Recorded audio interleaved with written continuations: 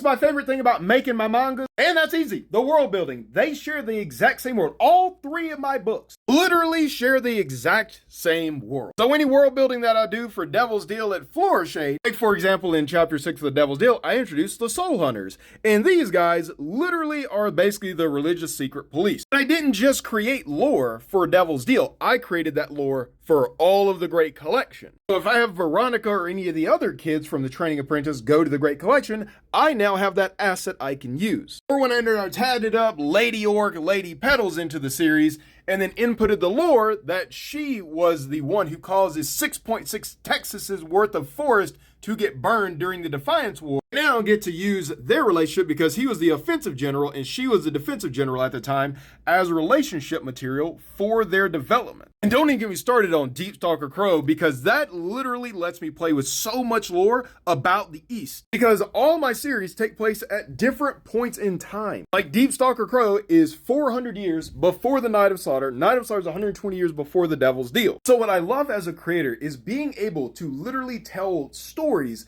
that give you, the audience, the reader, the fan, the ability to actually put pieces together of what's going on in the other stories based on what's happened in the past and where the current state of the world is. Like, for example, one of the biggest questions that people ask me about is this Veronica? Because she's obviously got a wanted poster in the guild in the Devil's Deal. But the thing is, I never said that Veronica was the Knight of Slaughter. Veronica could have had the title, and now it's passed on to somebody else. She could have killed the Knight of Slaughter. I've never said she was the Knight of Slaughter. And hearing fans be able to kind of theorize different things is super fun for me. There's a lot to be said about taking a story from script. Like, let's take this little section right here. This was Back's original layout for it. We had to do some corrections to make it feel more like an actual facility instead of a home. So we had to readjust this wall. And then it ended up turning out like this. So there is so much to be said about just having the joy of just seeing a thought turn into a script,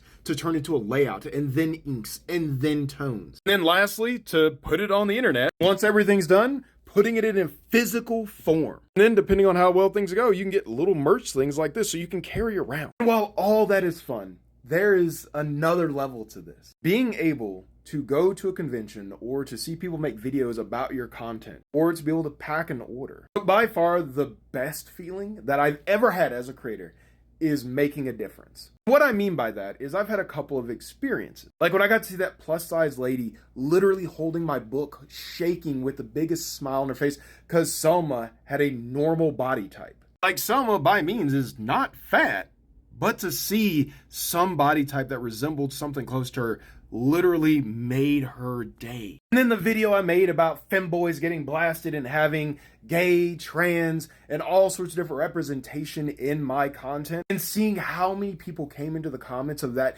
video that hit, I believe, over 1 million views, say, I feel seen.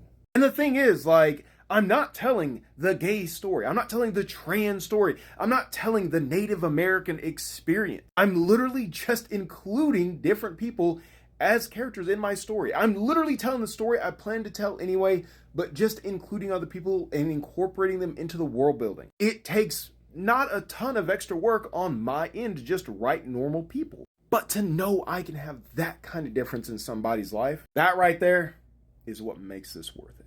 If you want to see a mad scientist, I recommend checking out Night of Slaughter so you can see Sir Kane, who's basically a lich, but instead of undead, he goes the construct route.